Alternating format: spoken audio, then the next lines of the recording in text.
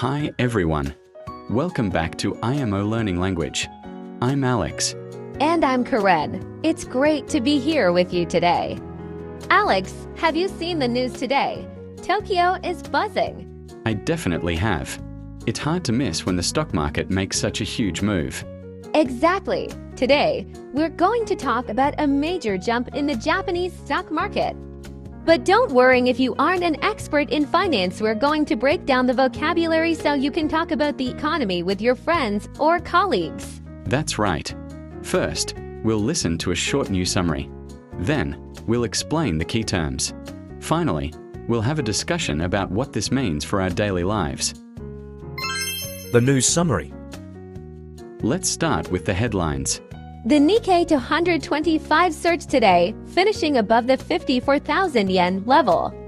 Following a rise in U.S. stocks and a drop in crude oil prices, the Tokyo market saw significant buying. The Nikkei closed at 54,248 yen, up 1,519 yen from the previous day.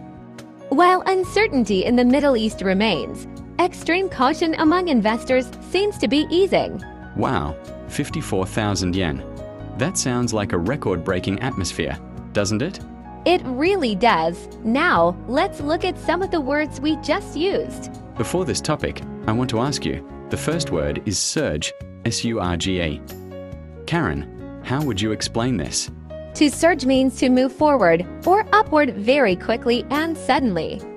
In business, we use it when prices or numbers go up a lot in a short time.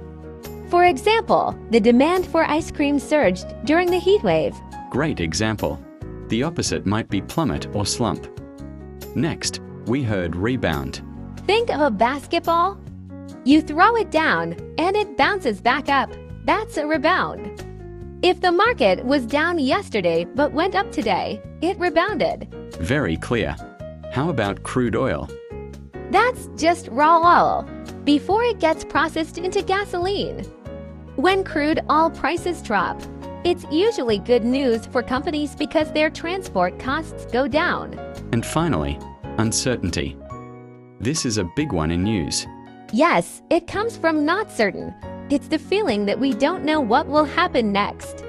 In this news, people are worried about the Middle East, so there is geopolitical uncertainty. Okay, let's dig deeper. Karen, 54,000 yen is a huge number. Historically, this is very high. But for a regular person listening to this, maybe someone working in an office or a student, does this surge actually matter? It's a bit of a double-edged sword, Alex. On one hand, a strong stock market is a sign of corporate health. It means companies like Toyota or Sony are doing well. That can lead to higher bonuses or more jobs in the long run. But on the other hand, the average person doesn't always feel that wealth immediately, right? Right. We often talk about the wealth effect. When people see their investment accounts or pension funds growing, they feel richer and might spend more money on dinner or travel. This helps the whole economy. However, if you don't own any stocks, you might just see the bad side like high prices for food. That brings up an interesting point about the Middle East. The news said uncertainty remains.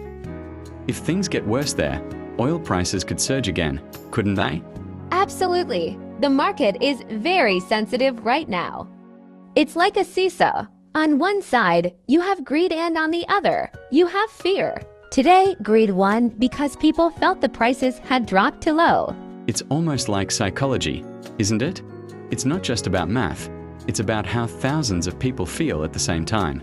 Exactly. That's why we use words like market sentiment. If the sentiment is bullish, people are optimistic. If it's bearish, they are pessimistic. Today was definitely a bullish day in Tokyo. I wonder if this will continue. If you were an investor, Karen, would you be buying the dip right now? Oh, I'm much too cautious for that. I prefer to keep my money in my piggy bank. But for the Japanese economy, seeing a rebound of 1,500 yen is certainly a breath of fresh air after a stressful week. We've covered a lot of ground today, from crude oil to investor psychology. We hope this helps you understand the financial news a bit better when you see it on TV or online. Remember, you don't need to be a banker to talk about the economy. Just use the words we practiced. Thanks for joining us.